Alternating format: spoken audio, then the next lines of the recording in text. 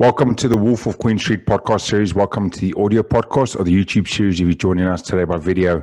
Today I'm joined by Michael Dash, the author of Chasing the High, a gentleman that has overcome a 20-year addiction, that has started a program called Fate, from Addict to Entrepreneur, and something we just spoke about offline. He's been an amazing story of building up a company worth $5.5 million a year and selling it, not without challenges, but also overcoming his addiction by doing some great and amazing things like climbing Mount Kilimanjaro. Michael, welcome to the show.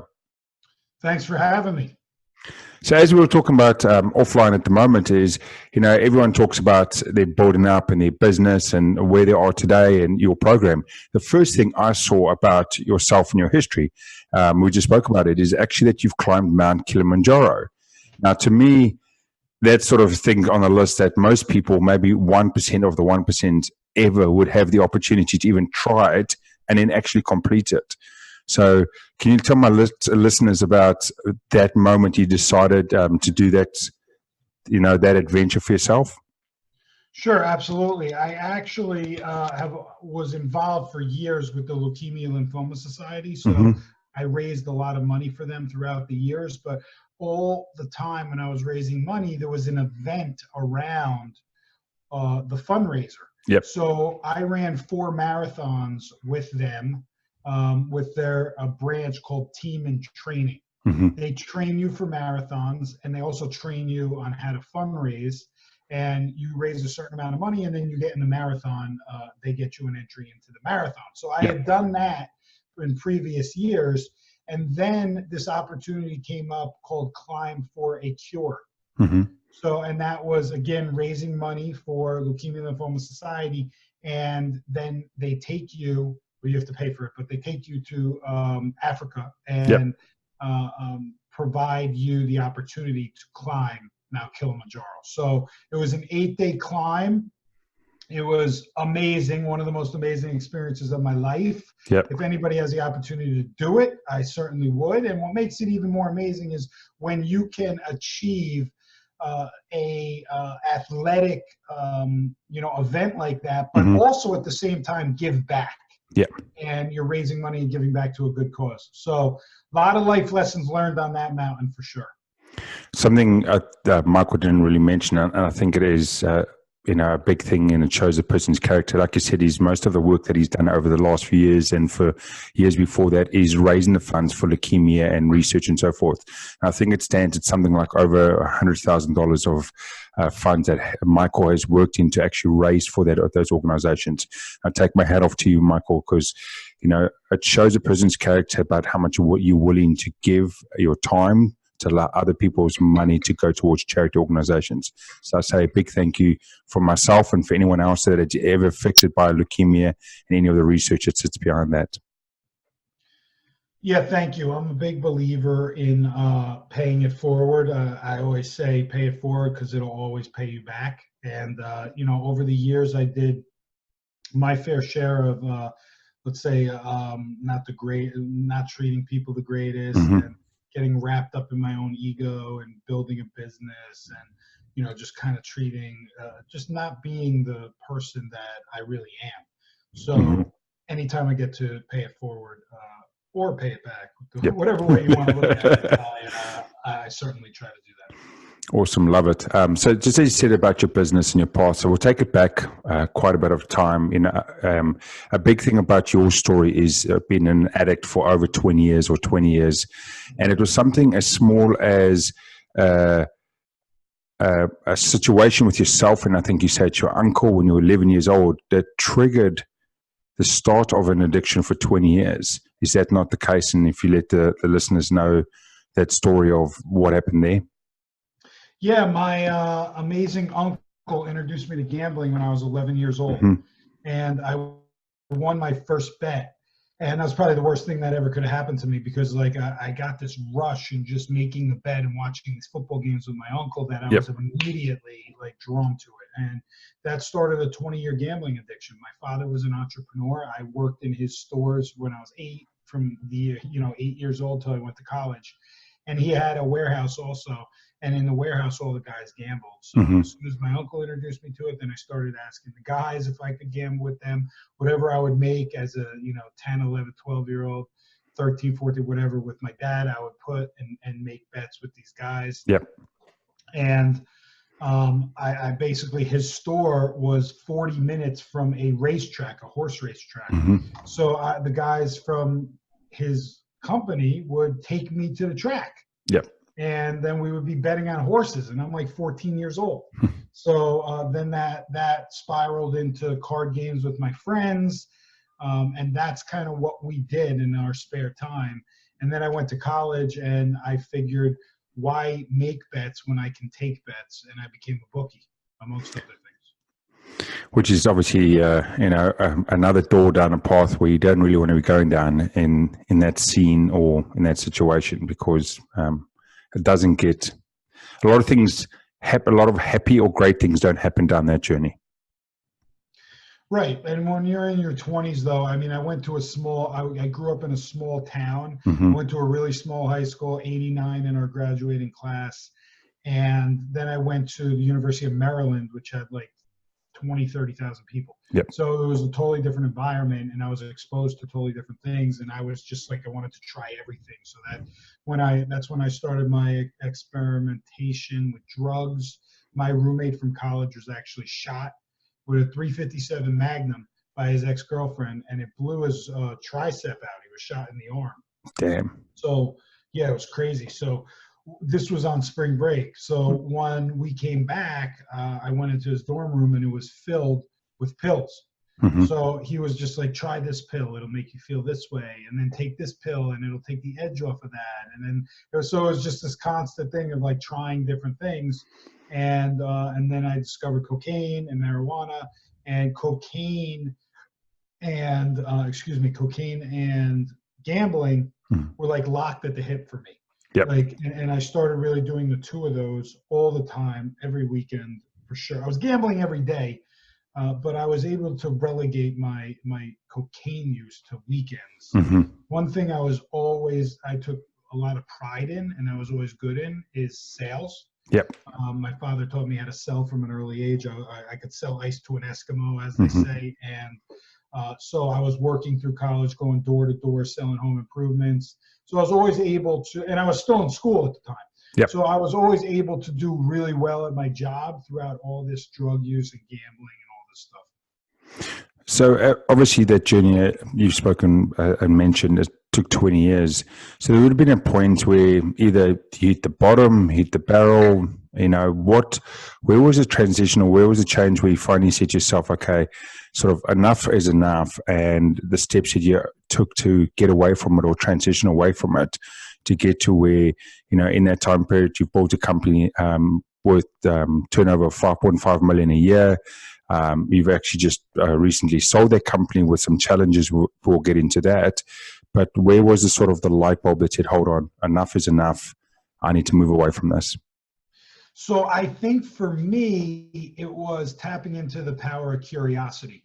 What happens is, as we become adults, we get into this life where it's just like we're on repeat. We're doing the same thing, very regimented lifestyles. We find our comfort zone, and we do what is natural and comfortable for us. And we don't push ourselves outside of the boundaries of trying new things and tapping into that curiosity. For me, with gambling specifically, I was taking a ride with my brother in the car and trying to put on sports radio, and he would not allow me to put it on. And I lived on sports radio. Yep. And we got in this argument, and he told me he's going to Gamblers Anonymous. He can't listen to it. And we listened to music for 3 hours on the car ride. And after the car ride, I was like, wow, that was like so soothing. My brain wasn't like going in 100 directions, thinking about what am I going to bet on based on the information that was coming into my brain from the sports talk. Yep. And I was like, just said to myself, I want to go to this Gamblers Anonymous and see what they did to my brother. Yep. That was it. I didn't have one of those moments that a lot of addicts have where like, I'm on rock bottom and I need help. I knew that because I was miserable, because I would lock myself in an apartment room for 48 hours straight and I would do cocaine and gamble for 48 hours with no talking to nobody. So I knew I needed help, but I never like made that conscious decision until that car ride. And the smallest things sometimes have the biggest impact on you. Yep. And that conversation about the radio and knowing he was going led me to say, I want to go check it out. And I walked in that room, and I remember it like it was yesterday. There were 20, 30, men, some women in there. I looked around. I was in my 20s. I had a like suit on, nice watch, driving a nice car, making 6 figures in New York City.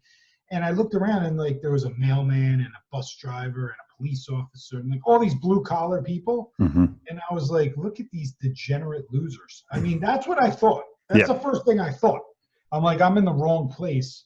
But after 2 hours and listening to everybody speak, I realized and recognized that I had more in common with all the people in that room than I did what I thought were my closest friends. And so I committed myself to the program, and I actually never gambled again. Congratulations. Thank you. I mean, that sounds easy, but it wasn't easy. It was a lot harder than that. I had to work the program, and I also had people in the program who reached out to me and made sure I was good and everything like that. But, that was with gambling. I didn't stop doing drugs until later on in life. And everything was a progression. Like I was still doing cocaine in New York City because I had moved to New York City after college, was building my career, and cocaine was everywhere. Yep. It was just in your 20s, you're out of clubs and it's all over the place. And, so I actually didn't stop doing that until I went to break up a fight between my friend and some stranger, and I got punched.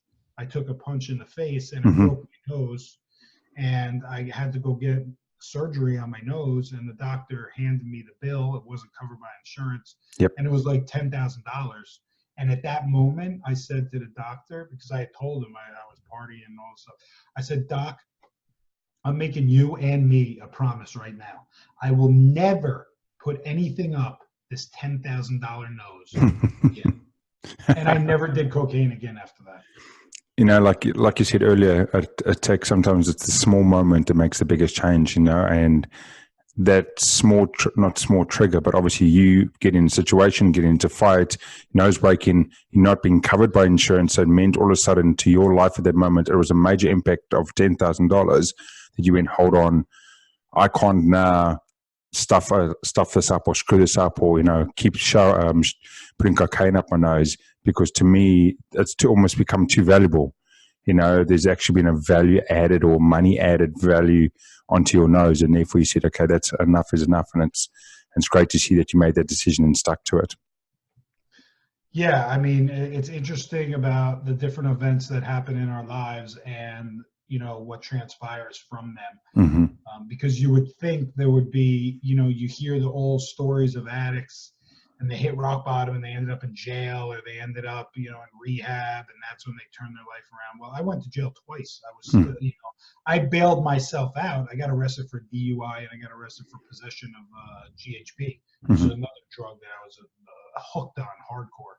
And you would think those things would make me stop, but they didn't. It was these little things about like a radio, event in the car, or like, breaking my nose. I mean, that wasn't little, but like that event. And so it's interesting, like the different things that get you to kind of wake up and like change the direction of your life. And I can imagine you've heard quite a few stories like that, through Gambling Anonymous and through the different paths of, like you said, is you'd always think it's the hitting the rock bottom that makes people change. And then you hear them, like you said, the radio, the breaking the nose, something small, having a conversation with someone saying a specific trigger or sentence that lets them go, hold on, enough's enough, and we try and move away from it.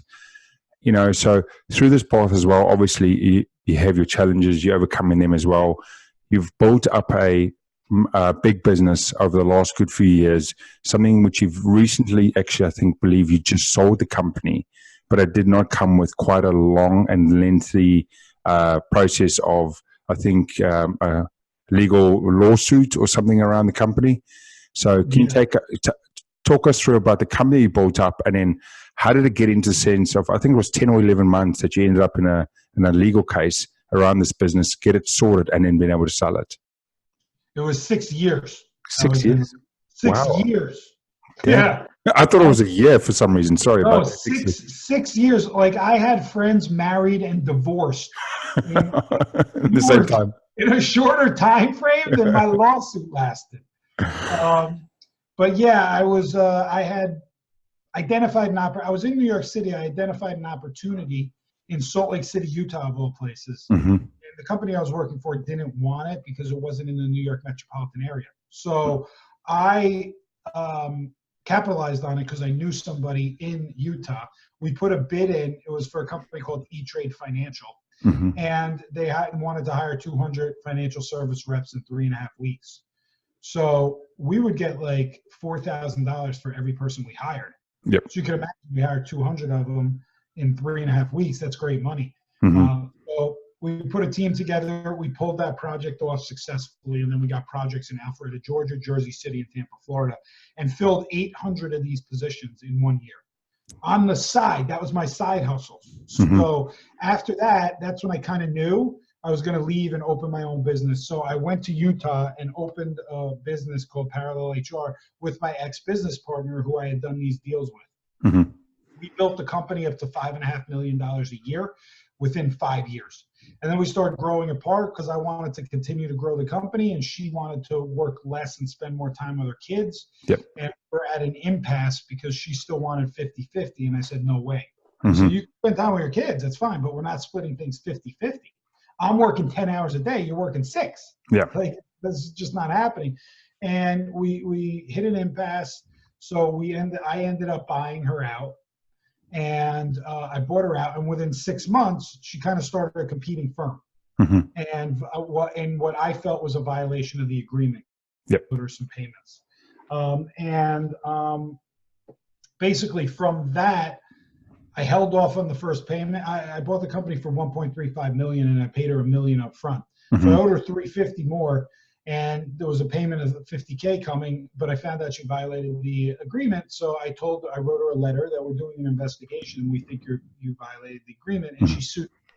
So that started a 6-year legal battle between me and her. And we were both very arrogant, very ego-driven, very emotional. Mm-hmm. We hated each other at the time. Yep. So it was emotional reactions that led me to this 6-year never-ending legal battle, which was all over $350K. Mm-hmm. But it cost me $1 million in legal fees to my lawyers. And then eventually, I'll speed up, but eventually 6 years later, we ended up settling after we went to trial and everything for the same $350 that I owed her 6 years prior. Just tack another $1 million on, and 6 years of my life. And I learned some really, really valuable lessons. And it's great to hear, not great, but it's interesting you said that it was emotional state that was driving it all. So when you're in an emotional state or using emotions to drive it, there's a lot of decisions you will make that are not the right way. If you're not thinking with a business mind or a clear and straight mind, like you said, it took 6 years. You went down. At the end of the day, you guys were still challenging the same amount, but it cost you an additional $1 million on top of that. And I'm sure that is the knowledge you've taken from that and experience from that is a big thing that you take to businesses today when you go and help and discuss with them about making sure, firstly, you're making decisions with the right mind and the clear mind, and not just being emotional or arrogant or thinking over the top and thinking that you're better than the other person, because you're going to get caught out.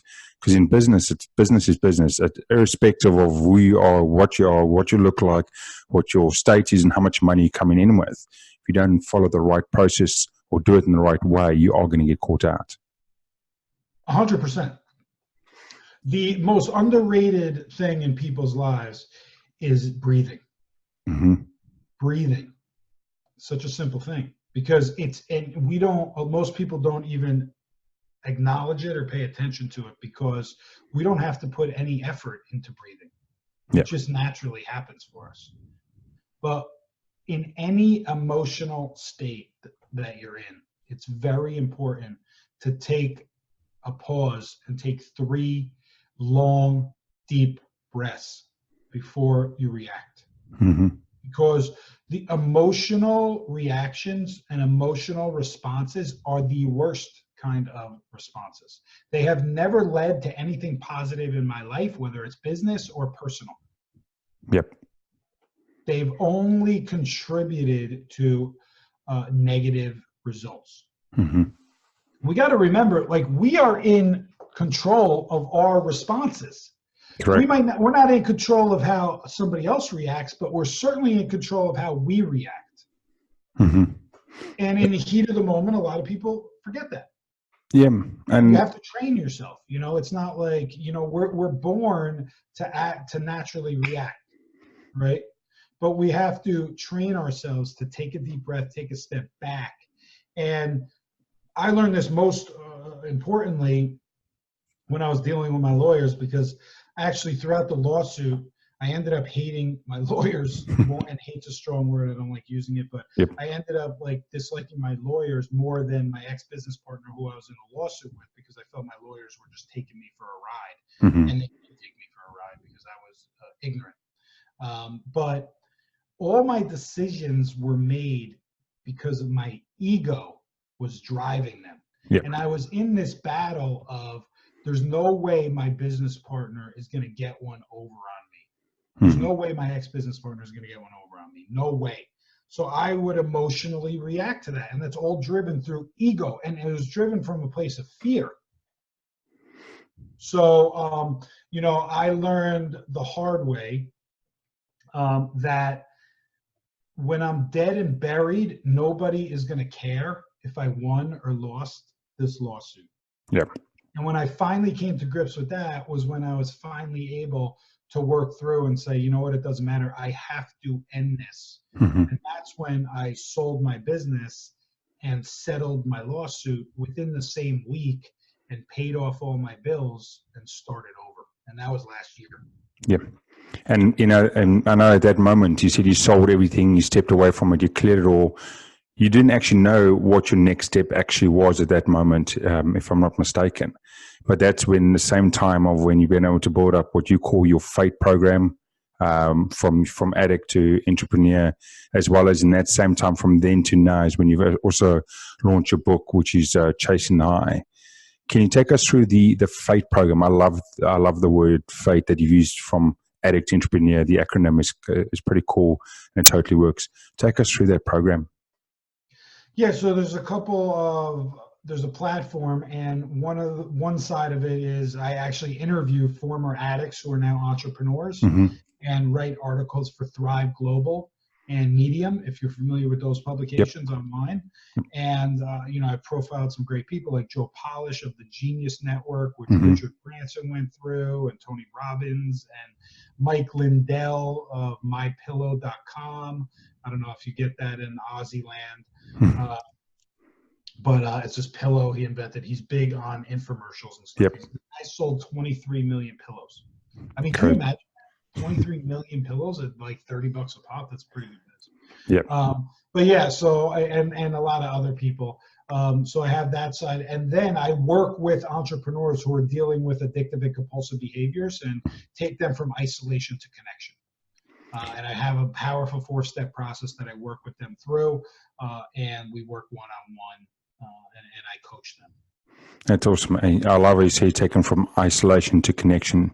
Is that emotionally? Is that physically? What's, in that relation? Because I know from you previously, you were alone, you were in your room for 48 hours.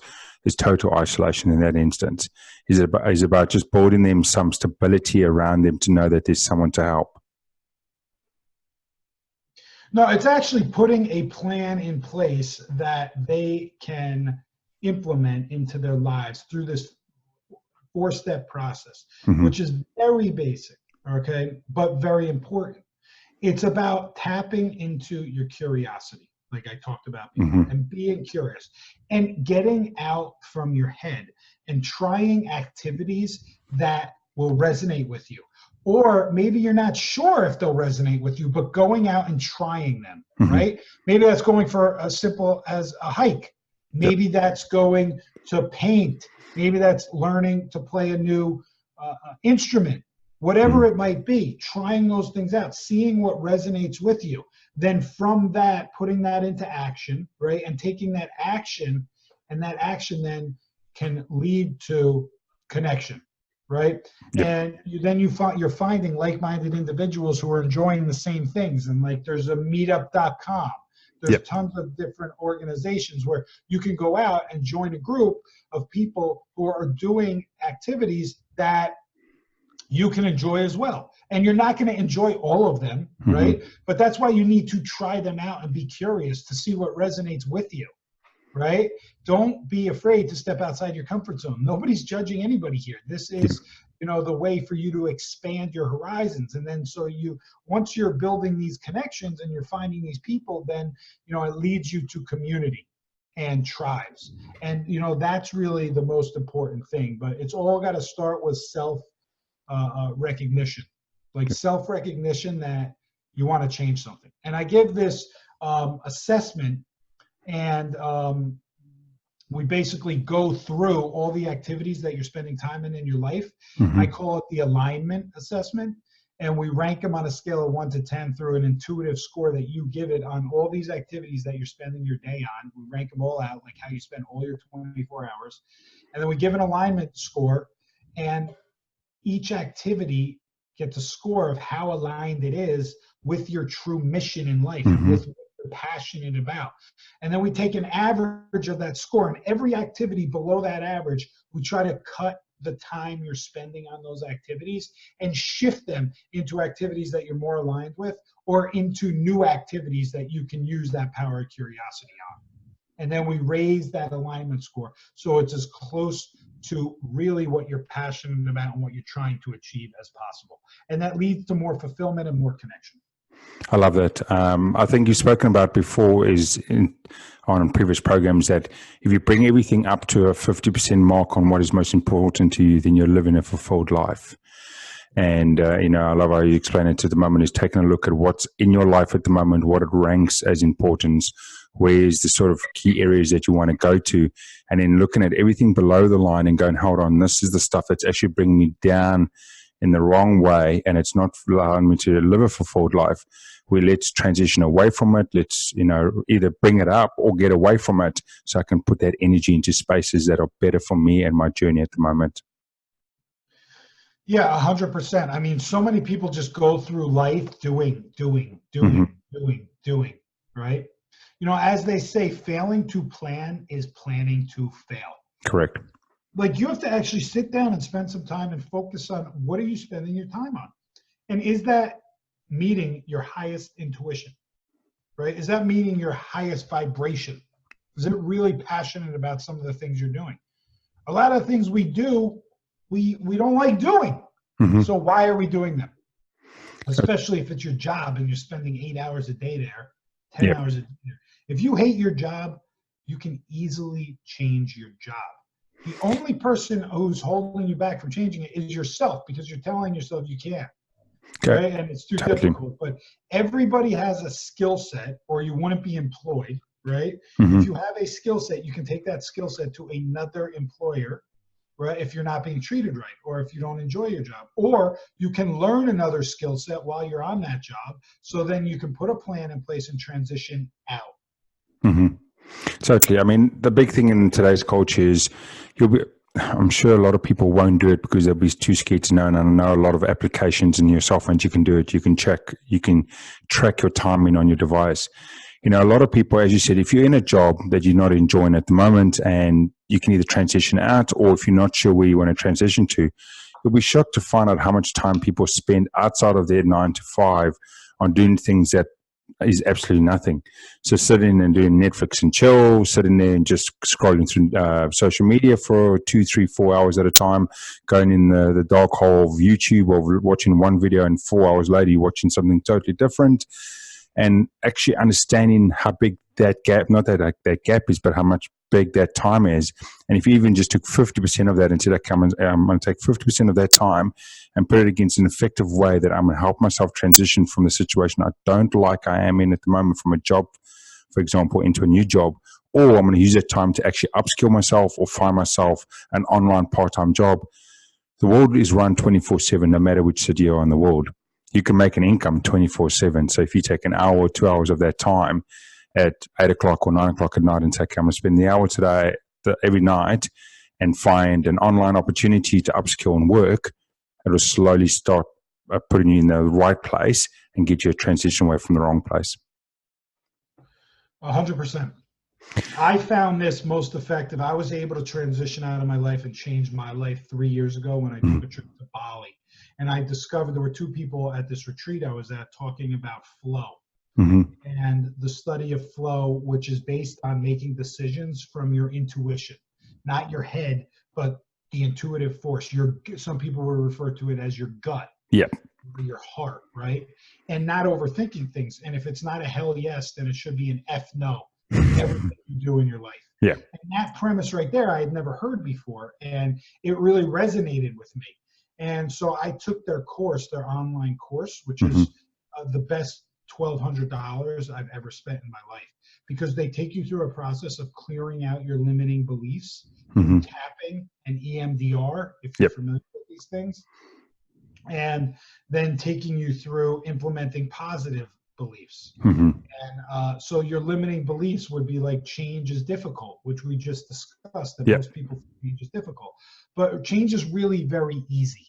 The thing is, most people equate change to like the result they want from the change. So they skip through like, all right, I'm just going to do this today. And they think about, oh my God, I want to lose 20 pounds. Oh my God, it's going to take me so much work to lose 20 pounds and so much time. I'm not going to be able to do it. Instead of breaking it down into the finite details and saying, okay, I want to lose 20 pounds today. I am committed to not eating potato chips and going to the gym for a half an hour. And then waking up tomorrow and doing the same thing. And that's your only commitment to yourself. And then doing that again, and then doing that again. And then once you've done that for a few times, then implement small change. Okay, now I'm not going to eat after 8 p.m. Okay. And now all of a sudden you've done a couple of small things and you're getting some momentum. And then you're feeling better about yourself. And then you implement a bigger type of a lifestyle change. Instead of trying, that's why I don't believe in New Year's resolutions. Like everybody wants to write these New Year's resolutions out and they have 50 things. Well, nobody's going to accomplish them because it's such an overwhelming task. First of all, you can make a resolution, you can make change any single day of the year. Why wait till New Year's? Correct. Right? And when you put this daunting list together, once you get off track and you don't do one or two of the things, you don't do any of them. So that's why I say commit. If you really want to make change in your life, do the small things. Do a couple of really small things. Implement them in your life. Do them for a month or 2 months, and then implement another thing. And then all of a sudden you have momentum. You feel positive. Like make your bed every morning. It's such a small thing, but making my bed every morning. All right, I got something done. First thing at 6 a.m., right? And then, have a good morning routine. It's very important. I like to read 10 to 20 pages in the morning, and then I feel accomplished. And then I'm like, all right, I got some momentum. I made my bed. I read. I had my coffee. Now I'm ready, and it's still like 8 a.m. Now I'm ready to go work, right, and get some stuff done. But like doing those things and getting momentum, I find is extremely important. And the best way to get momentum is accomplishing small tasks, because then that can lead to you taking on bigger things and being confident and having that feeling of empowerment. I love that. I love that message. I love that example, and to show how to do transition yourself to change, but taking the small bites and then moving over time once you build up the change, and slowly and build up the good habits before you take on the big things. And I totally agree with you with New Year's resolutions. I mean, I've gone that path myself and taken it, but this year for some reason, out of all years, it just it edged me a little bit, seeing everyone doing it, and it's sort of, I wanted to come out and go, why are we waiting for a 5-day period at the end of the year to make all these big announcement changes? How about on the 10th of March, we all stand, you do the same thing. If you stood up on the 10th of March and said, okay, I'm making a resolution, I'm going to do these 30 things, everyone's going to look at you and go, why now? What are you doing? Because there's so much put on the first day of the year. And but we need to break that mold and go, every single day I can make a decision to change my life, to the better. Yeah. I don't have to wait. If I'm in October, I don't have to wait 60 days to say I'm going to start on the 1st of January. And it's such a negative, I feel it's such a negative way of thinking about it. It's part of our society that you're always waiting for a start point to start something, which then makes it a lot more pressure to actually be able to finish it. Yeah, I mean, 100%. I didn't do resolutions. I did put 20 things I'm going to accomplish in 2020, which to me is completely different because I'm going to do these 20 things this year. Yep. My damnedest to accomplish all those. So, yeah. No, totally. So let's go to your book, Chasing the High. I know you've got a copy in front of you at the moment. If you don't mind putting it up, we can show to the viewers at the moment. One thing that's really cool about that book is what we spoke about is the Mount Kilimanjaro. That is the actual photo that Michael took when he was on top on the cover of Chasing the High, and that is super cool. Let alone, and it's an amazing photo. So take our listeners through Chasing the High, the book itself. And what it's offering for anyone who wants to read it, because I know you are, I think, 5 days, 6 days out of Audible. You're a handful of days from. Yeah, it's on. When this airs, it'll be on Audible. Oh, that's amazing. Yep. You can find it on Audible or on Amazon at chasingthehighbook.com or on Audible. Just put it. Yep, it's great. It'll be on my library as soon as that time comes. I read it myself, so it's my voice, so you get to hear this New Jersey accent. That's awesome. I'm sure you can't wait for that. Yeah, the book itself, it's it's subtitled An Entrepreneur's Mindset Through Addiction, Lawsuits, and His Journey to the Edge. And it's really about my story of all the mistakes that I made over the years, about the addictions that I had, about how I was able to overcome them, how I discovered flow, which I talked about a little bit, some of the principles of flow. And then I think a really powerful chapter, some of the crazy stories also, and a really powerful chapter that is one of several things people can incorporate into their lives is called The Habit of Habit Making. And it talks about the importance of building habits into your life. And that as you evolve as a human being, that your habits need to evolve as well. So again, it's all going back to that curiosity factor and trying new things, right? And seeing what resonates with you. And when they do resonate with you, incorporating them into your life. Like one thing that I do a lot now, which I never thought I would do years ago, and most of the things I actually participate in now, I frowned upon years ago. I made fun of people who do the things that I'm doing now, and now I'm doing them. And now I'm not only doing them, I'm telling everybody else they should try it too. So, it's funny how life comes back and turns around on you, right? But I think that was just because I was like in this mindset of I didn't know any better, and what we don't know, we're usually afraid of. So we make, we shun it. Like if we don't know it, it's not the right thing. It's not good, just based on how I was raised and everything. And so, having the habits in place that will support your evolution is important. So it's important to try new things, incorporate them into your life, and then build a strong foundation of habits and continue to change those habits as you are changing in your life. So to get back to the example I was going to use is I went to a sound bath. I'm not sure if you're familiar with what a sound bath is. No. So it's basically a meditation where you're laying down on your back, right? And there's somebody who's playing instruments in front of the class or around you, right? And they're playing, like there's a gong and there's bowls, sound bowls, right? And I actually have one right here. I'll show you. So this is like an example of a sound bowl, right?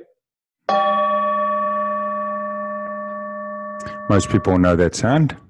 Most people know that sound. So like there's somebody playing these instruments in front, and the sound gives, and they have instruments that like, it sounds like the ocean almost. So they're walking around while you're laying down and like doing it right in your ears and stuff. And like your body vibrates to the noise and everything. And it's so relaxing.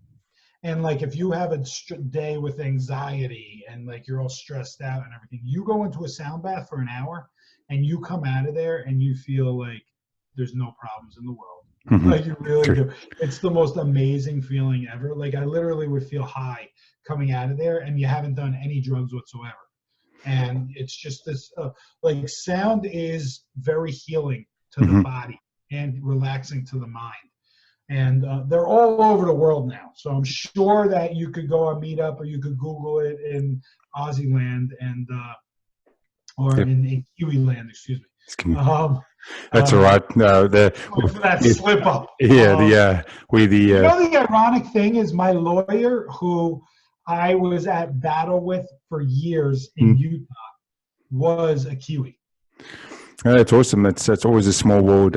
We're a small country on the other side of the world to most people, and we spread out. Well, fundamentally, I'm actually not New Zealand. I was South African born, but I've New Zealand's home now for the last 13 years.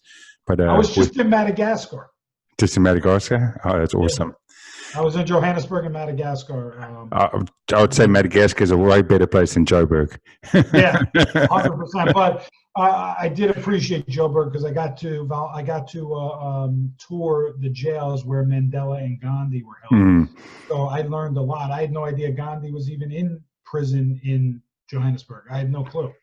I'm not sure if I knew about that either, and that's something definitely I'll add on to make sure I go research about that. Yeah. So taking it back, so like you said, you've got Chasing the High, your stories. It gives you all the stuff that people can listen about your life, as we discussed. Talks about building the good habits, and he's talking about now you've got habits now that you thought years and years ago weren't good habits. You laughed at people, so all the woo stuff, as people say, right?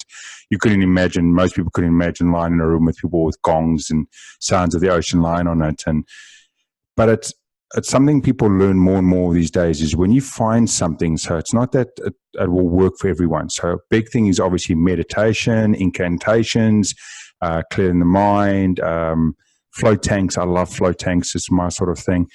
But big thing to me, what I find to a lot of people I'm talking about is, unfortunately, the society is making one or two ones as the big thing. So getting up, your morning routine and meditations is quite big in the moment. But to a lot of people, even myself, morning meditations is not necessarily what gets me going and gets me fired up. So people need to realize that don't just take the habit because everyone else has the habit and it's going to work. Find out actually what is the right habit for you directly. Now, funny to me, and I was actually talking to someone the other day about it, when I've got my headphones on, and sometimes in the last sort of month I've had it, I'll put my headphones on and I'll have nothing playing. To me, that moment of being able to take a little bit of the noise of the outside world away, or being able to put headphones on and listening to an Audible or podcast, to me, that is my meditation. That is when my mind goes, cool, good content, relax, and listen. So that is almost like my moment of meditation is by me just sitting down, listening to a book or listening to a podcast. Yeah, another great tip is when you're driving, don't have the radio on. Drive in silence. And I think silence is, so I just went on a 4-day meditation, silent meditation retreat. I'd never done it before, and I wanted to see how it felt. And it was actually amazing. The one I went on was easy compared to some of these real strict ones. Because you could read, you could journal, you could hike, you cooked your own food. So you were occupied, and it was a good introduction for me. But what the biggest lesson I took away from that is that silence brings a new level of awareness. And awareness allows us to discover little things around us. So if we're going on a hike outside, I used to always hike with music on in my ears.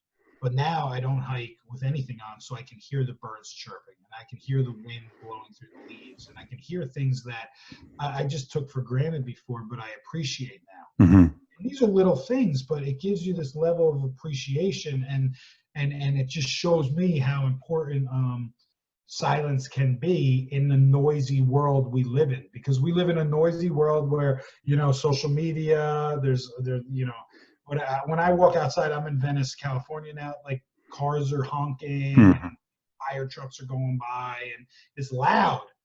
I hear one right now, actually. Right on cue. I don't know if you can hear that. No, No, it doesn't come through. But No. it's right on cue. Oh my God, that's perfect. So like just like sitting in silence or listening to like Audible, for instance, is a great thing also, especially if it's chasing the high on Audible. Nice Cheap pitch. plug, had to do a cheap plug. Yeah, it's funny you said that about sitting in silence. A couple of weeks ago, can't remember the top of my head. Someone's going to be shouting to me across the screen or on when they listen to the podcast. I was watching a movie on Netflix. So I sit at night. Most nights I have something on and I'm doing my content. And it was a movie that was almost the whole thing was done in silence because of the storyline.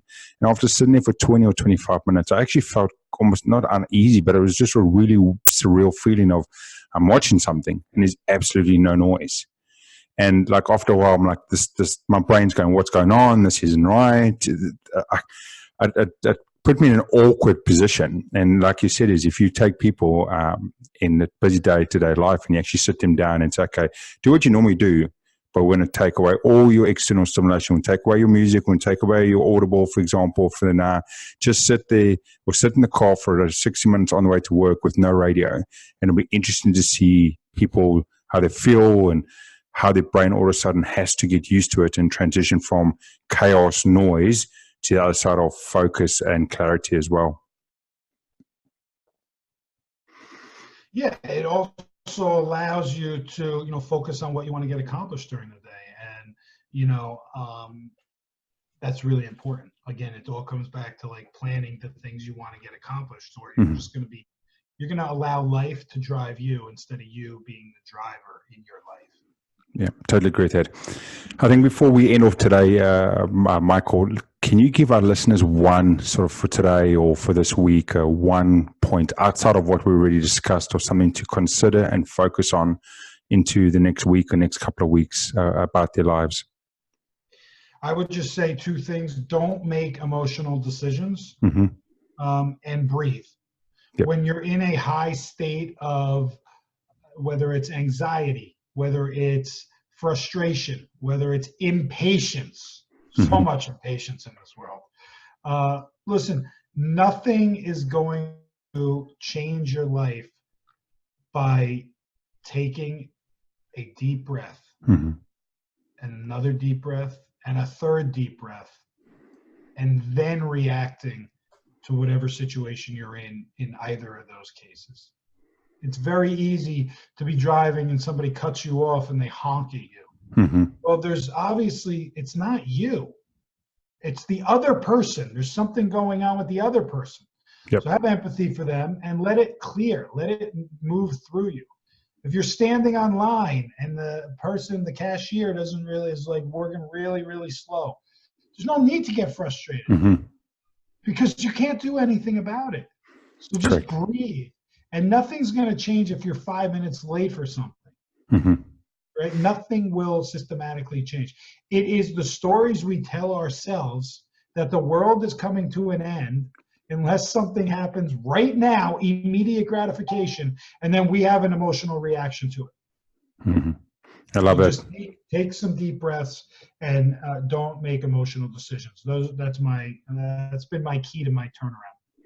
That's amazing. And I think it's a great point to end off the show today. And thank you so much, Michael. And before we do end it off, can you let our listeners know where they can find you and your social handles, please? Sure. I'm on Facebook at michael.dash1. Instagram is mdash1 and LinkedIn, Michael Dash. And you can find my book at Michael G. Book. Excuse me. I'm sorry. Let me try that again. Find my book at chasingthehighbook.com. My website is michaelg-.com if you want to, reach out and get in touch. I'm glad to give a free consultation call to anybody if they're an entrepreneur and they're dealing with some of the things we spoke about today. That's awesome. And as I always say to everyone on the show, is the links will be on social media when I post out the episode as well. And to everyone else today that has joined us on the Wolf of Queen Street, on either on the video series or on the audio podcast, thank you so much for coming over. And as I always say, I don't charge, I don't expect anything, but if you enjoyed today's episode, if something resonated with the episode with myself and Michael today, reach out to one other person and tell them to come on over, have a listen, or share it to your friends. But at the end of the day, have a beautiful and powerful day, and we'll chat to you later.